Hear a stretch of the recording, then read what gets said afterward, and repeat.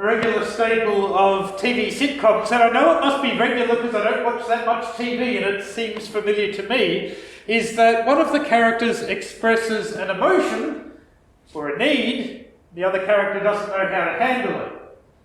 I can picture Sheldon from Big Bang, sort of someone weeping into his chest and he's standing there rigid and going, there. Not sure if that's particularly there, but that's the kind of picture we have. What makes it funny is that it's familiar, but it's not so funny in real life.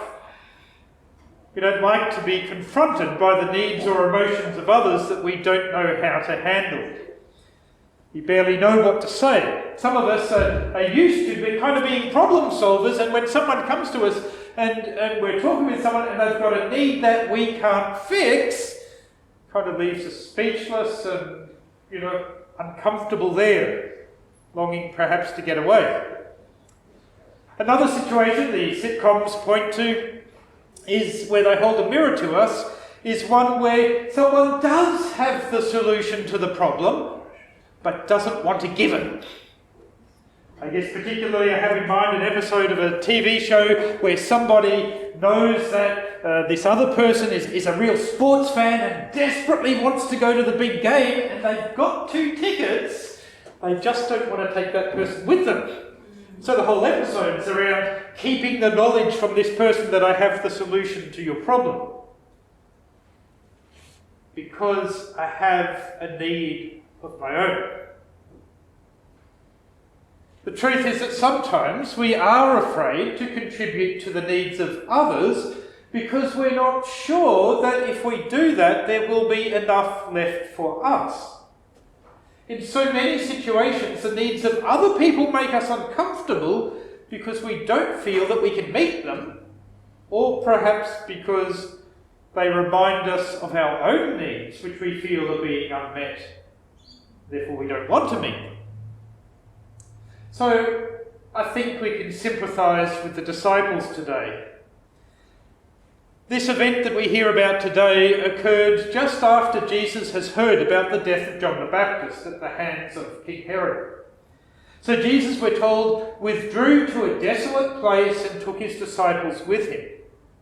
Now, they'd been working hard, and if you track back in the Gospel, you discover they'd been working hard and in the face of opposition. And they've just discovered how deadly that opposition can be. But when they get to this place of retreat, they discover that the crowd has run around on the shoreline and got there ahead of them.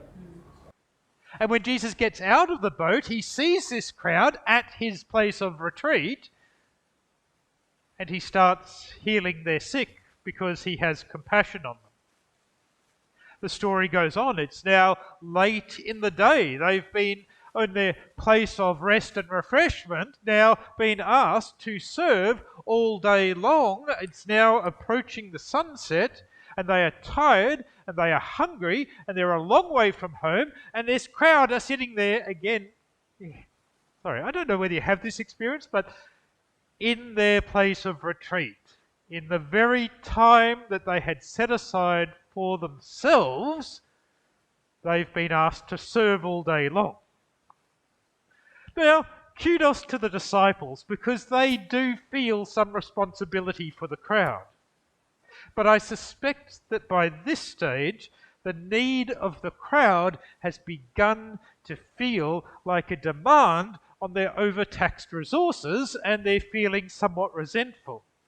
You can actually hear it in what they say as they come to Jesus and they say, "Lord, send the multitudes away so that they can buy," the word's emphatic, "themselves food."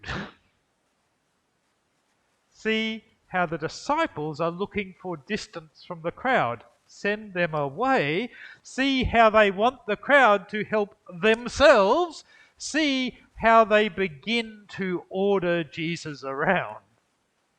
Lord, send them away. Grammatically, that's just a flat-out command. How you can say, "Lord, here's my command," you don't really know. But we can feel like that.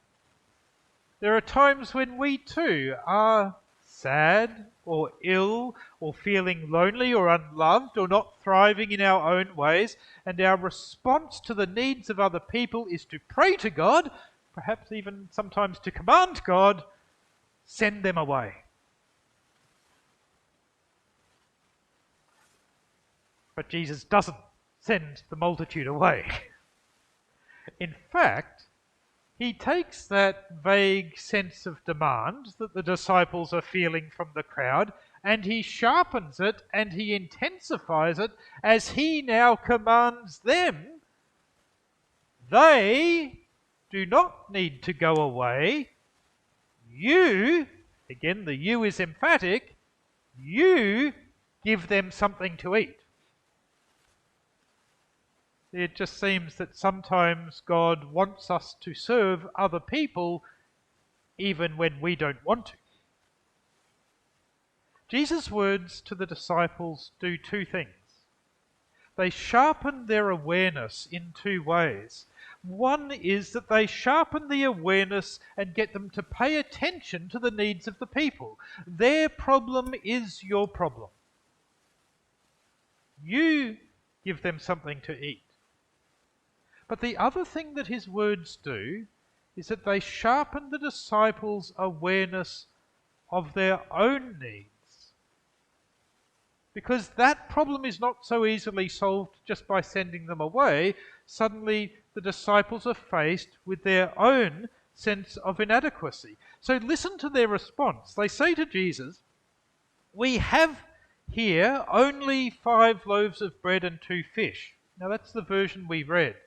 But it would be closer to the grammar of the Greek. It's not as good in English, but it's closer to the grammar of the Greek to read it like this. The disciples say,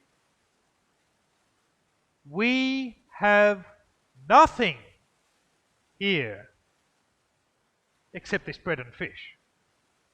But get the main clause of the sentence is, "We have nothing here."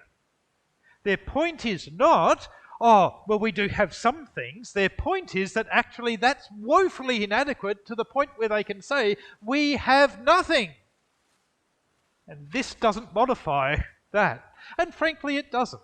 Because the loaves of bread we're talking about are probably not big loaves of bread like we might know them, but smaller loaves. And frankly, even if they'd had 5 big loaves, there are 13 grown men here, and 2 fish. Probably sardines is what we're thinking of here, not, sort of gropers. We're told in one of the other Gospels that in fact what they come up with is not food that they've brought at all, but actually one little boy's lunch. So small loaves of bread. So the loaves in question aren't that great. The disciples, therefore, are operating in their reply to Jesus, "We have nothing." They're operating from their perception that they don't have enough even for their own needs, let alone for the needs of other people. They experience themselves as lacking for themselves. They experience themselves as lacking in themselves for the needs of others. But that, I think, is Jesus' point. Because once the disciples have confessed that they are not enough, Jesus can take over. St. Paul would later describe this experience when he says, "When I am weak, then I am strong." God's power is made perfect in weakness.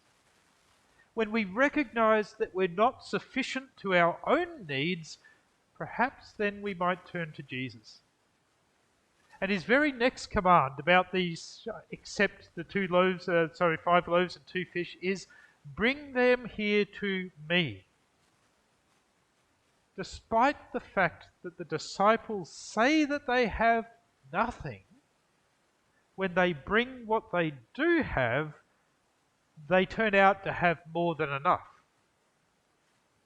When we attempt to do life by our own strength, by our own provision, then we will often feel lonely, we will feel unloved and under-resourced.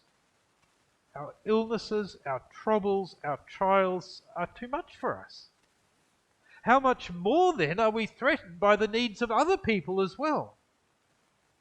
But Jesus tells us to bring what we have to him because he can make the difference. What is manifestly insufficient can become miraculously sufficient.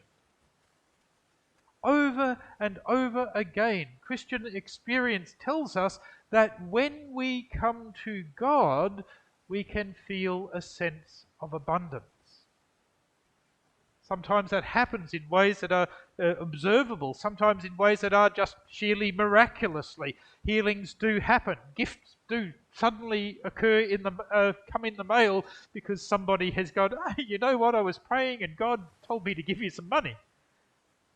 But it's also common to have the experience of abundance even when the problem isn't observably solved. To know that God is with you changes the normal human perceptions and reactions and transforms our vision of the world. To know the presence of Jesus with us and the care of God to provide our daily bread sets us free of our fear of the future. Our sense of being alone in the universe is abated.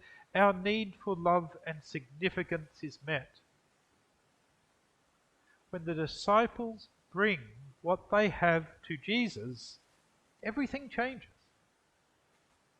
They move from having nothing except 5 small loaves and 2 fish to having 12 baskets left over. They discover that even here in this desolate place, there is abundance. During the week, I was asked to reflect on Psalm 23, the Shepherd Psalm. And, we did this reflection piece and go, what strikes you about this piece? And the words that struck me were the very first words of the psalm. The Lord is my shepherd, I lack nothing. Now that's my translation of the Greek translation of the Hebrew. The Greek translation is probably the version that the disciples knew this in. So, the Lord is my shepherd, I lack nothing. What a contrast to what the disciples say to Jesus. We have nothing here. To walk in close relationship with God is to discover a sense of abundance that moves from having nothing to lacking nothing. As a side note, I've begun to wonder if this is why the gospel writers mention the grass. It says Jesus had them sit down on the grass. Could it be that it's Psalm 23 is resonating for them in this passage? They see its fulfillment in what Jesus did here. Because the next line of Psalm 23 goes on, He makes me lie down in green pastures. Again, in the Greek version, it's in new grass. And it's particularly appropriate, Psalm 23, for this moment, as Jesus feeds the crowd, He sets a table before me in the presence of my enemies, King Herod, though I walk through the valley of the shadow of death, the death of John the Baptist. Here we have this abundant feast that God provides in the midst of opposition. This is a new thought to me, and it's not often, I've got to say, that I go back to the Greek translations of the Hebrew. In any case, the psalm is fulfilled here, as Jesus promises us that to know Him as our shepherd may not dispense with the darkest valley or with the enemies, but it does give us a sense of rejoicing and the overflowing goodness and mercy of God even in difficult times. But notice also what Jesus does with the loaves. First, He tells the disciples, you give them something to eat. Then He says, bring them to me. And He takes the loaves from the disciples. He blesses them. He breaks them. And He gives them back to the disciples to give to the crowd. Now they have brought what they have to Jesus. now they're actually able to follow the command of Jesus. You see, it starts with the command and they can't meet it, but they bring what they have and now they can. I think there are two lessons here. The first is that when we bring what we have to Jesus, it is enough. You are sufficient for Christ. Jesus doesn't criticize the disciples by saying, well, you're pretty foolish to have only brought this much with you. How did you expect us that to feed anybody? He didn't say, well, dig out your purses, we need something more. When we offer to God what we have, God is pleased to accept it and use it. St. Paul also emphasizes that cheerful offerings in proportion to what we have are accepted by God and blessed. You're not expected. God doesn't ask of you any more than in fact you can give. You are sufficient to God. And it's true that sometimes in mere numerical amounts, sometimes we don't have as much as we'd like to give. But Jesus doesn't expect us to give any more. Jesus will use and honour what we have. We may not be as gifted or as skilled as we would like to be, or as that person over there is who I'd love to be with, be like that person. We might see their gifts and go, envy, envy, envy. Oh God, help me from my envy, but also give me those gifts. We may not be as gifted or skilled as we would like to be, but Jesus will use us as we are. Sometimes we think that to minister to others we need to be personally impressive. That's your ego speaking. Jesus is impressed when we offer him our person. The second lesson is that Jesus can do great things with our little. We may stumble in our attempts to help other people, but if we do them with Jesus, if we do them with Jesus and offer our efforts to Jesus, then he can provide. Most of us feel powerless in the presence of grief, and it kind of feels, I don't know, sometimes to me at least, it feels uncomfortable, kind of platitudes. Your loved one has gone to be with God. I don't know how many times I've said that. I guess it's probably as many times as I've been in the presence of people who've died. But God does amazing things. The reality is that simple truth that we've become so used to and sometimes kind of feel uncomfortable saying actually does provide hope into the midst of a hopeless situation. We still weep with those who weep, but as Christians we do not grieve as those who have no hope. Our little reminders can be powerful reminders. The truth is that most people do not come to faith through the eloquence and confidence of great speakers. Most people come to faith through the humble and the hesitant and the stumbling witness of their Christian friends. The Billy Graham Crusades, perhaps a wonderful time in church history, but perhaps they gave us the wrong impression that you need a Billy Graham to be able to convert people. If any of you remember those days, of course. But it gave us kind of the idea that one speaker out the front will sway thousands, and we've forgotten along the way of all the people who journeyed along the way with the people that they invited to come to that crusade. We've forgotten that, yes, sometimes God does do amazing things in big crowds, but more often the reality is that something like 70% of people come for the first time because of the invitation of their friends who probably were not all that confident about inviting them. People come to faith through ordinary Christians. One of my favourite stories is Johann Christoph Blumhardt. So favourite, I'm pretty confident I've told you this story before. He was a Lutheran, pietist, 19th century Christian. These days you'd call him a charismatic because it just seemed that God more often than with other people, answered prayers for miraculous healing. And having said that, he also had someone who lived with him their entire life and was never healed.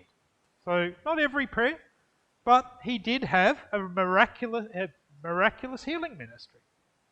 But precisely because he knew the power of God, Johann Christoph Blumhardt did not pray great prayers. And this is why often when I'm praying, I pray in one sentence or two. Because I realise, from his story, I realise I don't need to be flowery about this. I don't need to go on. And so the story goes like this. Sorry, I'll get actually onto the story. This guy walks to him. Okay, it's 19th century, so he walks for 2 days from his village to go to this famous healer person and ask for prayers for his wife. And he gets there, and Johann Christoph is about to go in and lead a service, and so he prays a really simple prayer. It's about one sentence long. He goes, "Dear God, please heal this man's wife. Amen." And he goes in to take the service. Says to the guy, "Come on in." And the guy is ropeable. He doesn't go in because he came to this charismatic healer and he got almost no attention at all. He's so frustrated. He's so angry. He's steaming and he storms off for 2 days back to his village to discover that his wife had been healed at the moment of the prayer. Because it doesn't need flowery prayer. It just needs prayer, because the power of prayer is not the prayer. The power of prayer is the power of God. It is not what we bring to Jesus that counts. It's what Jesus does with it that counts. And so, for our own sakes, let us bring our needs to Jesus. Because when we do that, so often we can move from a place of I have nothing to the place of I lack nothing. In that fullness, we are then also free to use our resources and bring them to Jesus to use for others. We do not have all that we need to meet the needs of others, but what we do have, we can give, and Jesus can make wonderful things happen. It's not our abundance that matters so much as it is our obedience. It's not our abundance that matters so much as it is our obedience, and it's not our obedience that matters so much as it is God's abundance. Bring what you have. It will be acceptable to your Lord, and He will use it. Bring what you have, and you will have enough for yourself, and you will discover that you also have enough for others. Because at the end of the story, we hear those wonderful words, they all ate and were satisfied. God will use what you have to do what He wants to do through you. You don't need to sweat the rest. Soon we're going to come to the Lord's table. There we will hear again in the same pattern of words that Jesus took bread, blessed it, broke it, and gave it to His disciples.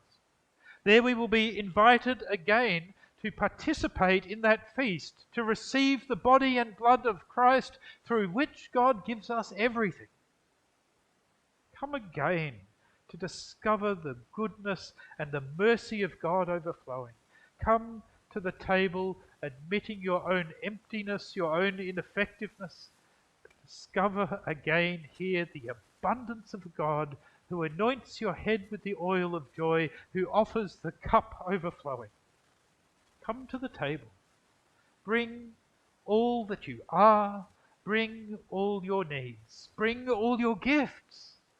Bring all your challenges. And let Jesus move you again into that place of abundance, so that you too can say, "The Lord is my shepherd. I lack nothing." Amen.